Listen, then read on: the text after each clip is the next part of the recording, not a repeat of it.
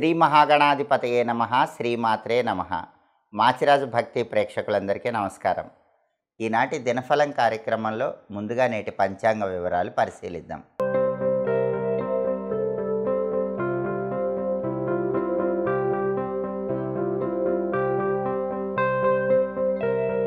మార్చి 29 శుక్రవారం దినఫలాన్ని పరిశీలిస్తే చవితి తిథి రాత్రి 8 గంటల 20 నిమిషాల వరకు ఉంది. ఆ తర్వాత పంచమి తిథి వచ్చింది. విశాఖ నక్షత్రం రాత్రి 8 గంటల 36 నిమిషాల వరకు ఉంది. శుక్రవారం విశాఖ నక్షత్రంతో కలిసి వస్తే మాతంగ యోగం ఉంటుంది. ఈ మాతంగ యోగం వాహన లాభాన్ని కలిగింపజేస్తుంది. అంటే 12 రాశుల వాళ్ళు ముఖ్యమైన పని మీద బయటికి వెళ్ళేటప్పుడు, ముఖ్యమైన ప్రయాణాలు చేసేటప్పుడు వాహనాల మీద ప్రయాణం చేస్తే దానివల్ల ప్రయోజనాలు చేకూరుతాయి, కార్యసిద్ధి సులభంగా ఏర్పడుతుంది. అలాగే రాశిచక్రం చార్ట్లో గ్రహాల స్టేటస్ తీసుకుంటే శుక్రవారానికి అధిపతి అయిన శుక్రుడు కుంభరాశిలో శనింట్లో మిత్రక్షేత్రంలో ఉన్నాడు. కాబట్టి భార్యాభర్తల మధ్య గొడవలు చర్చల ద్వారా పరిష్కరించుకోవడానికి 12 రాశుల వాళ్ళకి బలం బాగుంది.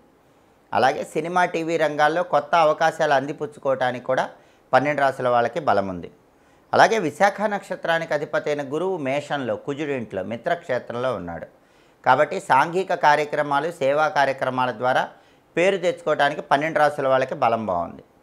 అలాగే వివాహపరమైనటువంటి ప్రయత్నాలు విజయవంతం చేసుకోవడానికి కూడా 12 రాశుల వాళ్ళకి బలం చాలా అద్భుతంగా ఉంది.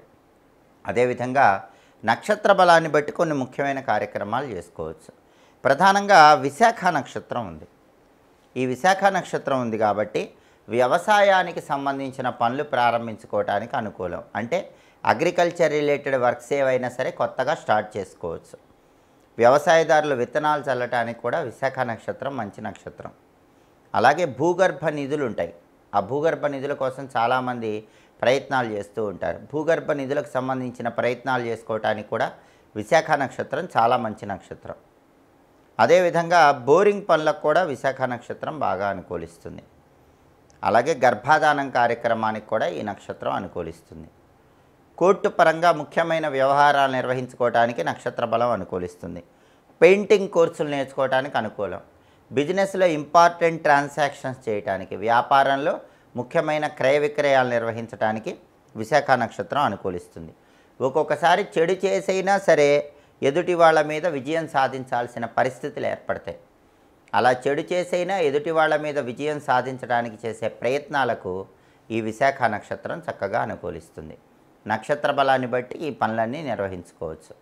అలాగే ఈనాటి దినఫలం కార్యక్రమంలో 12 రాశుల వాళ్ళ రాశి ఫలితాలు ఏ విధంగా ఉన్నాయో ఇప్పుడు మనం పరిశీలిద్దాం. ముందుగా మేషరాశి.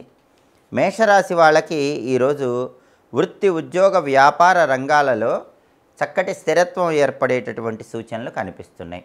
అంటే వృత్తిపరంగా ఒక స్థిరత్వం ఏర్పరచుకోవడం ద్వారా ఆనందాన్ని పొందుతూ ఉంటారు. అలాగే కొత్త వ్యాపారాలు ప్రారంభించడం ద్వారా మంచి ప్రయోజనాలు చేకూరటానికి కూడా మేషరాశి వాళ్ళకి బలం బాగుంది. మేషరాశి వాళ్ళు ఈరోజు కొత్తగా ఏవైనా బిజినెస్లు స్టార్ట్ చేసుకుంటే అవి బ్రహ్మాండంగా రన్ అవుతాయి. తదుపరి వృషభ రాశి. వృషభ రాశి వారికి ఈరోజు కుటుంబ కలహాలు చోటు చేసుకునే సూచనలు కనిపిస్తున్నాయి. కాబట్టి కుటుంబ సభ్యులతో మాట్లాడేటప్పుడు జాగ్రత్తగా ఆలోచించి మాట్లాడే ప్రయత్నం చేయాలి. అలాగే కొన్ని వ్యవహారాల్లో మనోవిచారం ఉంటుంది, దాన్ని అధిగమించే ప్రయత్నం చేయాలి. తదుపరి మిథున రాశి. మిథున రాశి వారికి ఈరోజు వృత్తి, ఉద్యోగ, వ్యాపార రంగాల్లో చక్కటి అనుకూల ఫలితాలు కనిపిస్తున్నాయి. అలాగే విశేషమైనటువంటి ధనలాభాలు కలుగుతాయి. ఆదాయ మార్గాలు పెరుగుతాయి. తలపెట్టిన పనులన్నీ దిగ్విజయంగా పూర్తి చేసుకోగలుగుతారు. తదుపరి కర్కాటక రాశి. కర్కాటక రాశి వాళ్ళకి ఈరోజు కొత్త వ్యాపారాలు ప్రారంభించే యోగం బాగా ఉంది. కొత్త వ్యాపారాలు ప్రారంభించడం ద్వారా వ్యాపార రంగంలో అత్యద్భుతమైనటువంటి శుభ ఫలితాలు అందిపుచ్చుకోవడానికి ఈరోజు అవకాశాలు ఎక్కువగా ఉన్నాయి. తదుపరి సింహరాశి.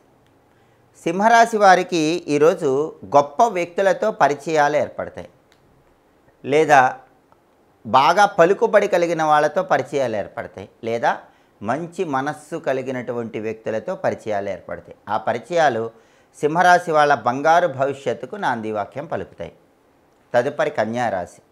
కన్యారాశి వాళ్ళకి ఈరోజు ప్రధానంగా చెడు స్నేహాల వల్ల ఇబ్బంది ఎదుర్కొనే సూచనలు కనిపిస్తున్నాయి. కాబట్టి స్నేహాల విషయంలో ఈరోజు కన్యారాశి వాళ్ళు అప్రమత్తంగా వ్యవహరించడం మంచిది. అలాగే ధన నష్టం కలిగే సూచనలు ఉన్నాయి కాబట్టి ధనాన్ని ఖర్చు పెట్టేటప్పుడు 1కి 10 సార్లు ఆలోచించి ఖర్చు చేయటం మంచిది. తదుపరి తులారాశి. తులారాశి వాళ్ళకి ఈరోజు ఆగిపోయినటువంటి ధనం వచ్చేటటువంటి సూచనలు ఉన్నాయి.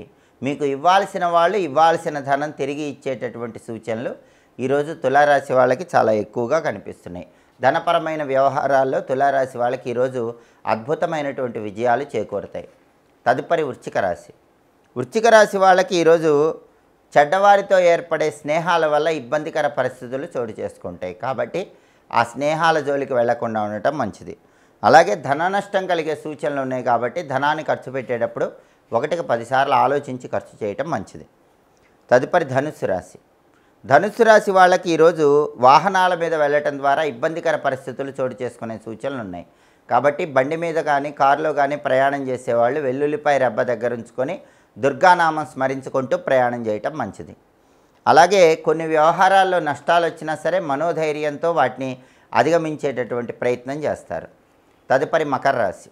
మకర రాశి వారికి ఈరోజు కొన్ని వ్యవహారాల్లో అకారణ భయం చోటు చేసుకుంటుంది. దాని నుంచి బయటపడే ప్రయత్నం చేయటం మంచిది. అలాగే ఒక్కొక్కసారి అబద్ధం ఆడటం వల్ల కూడా ఇబ్బంది పడే సూచనలు ఈరోజు కనిపిస్తున్నాయి. కాబట్టి ఈరోజు సాధ్యమైనంత వరకు అబద్ధం ఆడకుండా ఉండటం అనేది అనుకూల ఫలితాలను ఇస్తుంది. తదుపరి కుంభరాశి. కుంభరాశి వాళ్ళకి ఈరోజు ప్రధానంగా బంధుమిత్రాదులతో గౌరవ వృద్ధి ఏర్పడుతుంది. బంధువులను మిత్రులను కలుసుకుంటారు. కుంభరాశి వాళ్ళు ఉల్లాసంగా ఉత్సాహంగా కాలాన్ని గడుపుతూ ఉంటారు. అలాగే కుంభరాశి వాళ్ళకి ప్రధానంగా ఈరోజు బంధుమిత్రుల యొక్క విశేషమైన సహాయ సహకారాల వల్ల అనుకున్న పనులు పూర్తి చేసుకునే యోగం ఉంది. అలాగే బంధువుల్లో మిత్రుల్లో గౌరవం రెట్టింపు అయ్యే సూచనలు కూడా కనిపిస్తున్నాయి. తదుపరి మీనరాశి. మీనరాశి వాళ్ళకి ఈరోజు సాంఘికంగా గౌరవ మర్యాదలు పెరుగుతాయి. కీర్తి ప్రతిష్టలు పెరుగుతాయి. అనుకున్న పనులు అనుకున్నట్లు దిగ్విజయంగా పూర్తి చేసుకోగలుగుతారు. 12 రాసుల వాళ్ళు విశేషంగా ఈరోజు అదృష్టం కలిసి రావాలంటే శుక్రవారం కాబట్టి లలిత అమ్మవారికి సంబంధించిన ఓం శ్రీమత్ సింహాసనేశ్వర్యై నమః అనే మంత్రం 11 సార్లు చదువుకొని కార్యనిమిత్తమై బయటికి వెళ్ళాలి. ఓం శ్రీమత్ సింహాసనేశ్వర్యై నమః ఈ మంత్రం చదువుకొని వెళితే అన్ని రంగాలలో తిరుగులేని విధంగా విజయాలు అందిపుచ్చుకోవచ్చు. అనుకున్న పనులు అనుకున్నట్లు పూర్తి చేసుకోవచ్చు. అలాగే శుక్రవారం కాబట్టి ఉదయం 6 నుంచి 7 మధ్యలో, మధ్యాహ్నం 1 నుంచి 2 మధ్యలో, రాత్రి 8 నుంచి 9 మధ్యలో శుక్రహోర ఉంటుంది. ఈ శుక్రహోర ఉన్న సమయంలో లక్ష్మీ కటాక్షం పొందటానికి గాజులు, పువ్వులు, పండ్లు లాంటివి కొంటే చాలా మంచిది. అలా కొనటం ద్వారా లక్ష్మీ కటాక్షాన్ని చాలా సులభంగా అందిపుచ్చుకోవచ్చు. హోరాకాలాన్ని బట్టి ఈ ప్రత్యేకమైన పనిని నిర్వహించండి. శుక్రహోరను సద్వినియోగం చేసుకొని లక్ష్మీ కటాక్షాన్ని ప్రతి ఒక్కరూ కూడా సులభంగా పొందండి. మళ్ళీ తదుపరి దినఫలం కార్యక్రమంలో తిరిగి కలుసుకుందాం. మా వీడియోస్ మీకు నచ్చినట్లయితే మా ఛానల్ని లైక్ చేయండి, కామెంట్ చేయండి. మా ఛానల్ వీడియోస్ 10 మంది మిత్రులకు షేర్ చేయండి. మా ఛానల్ని సబ్స్క్రైబ్ చేసుకోండి. పక్కనున్న బెల్ సింబల్ నొక్కటం మాత్రం మర్చిపోకండి. సర్వే జనాః సుఖినో భవంతు. స్వస్తి.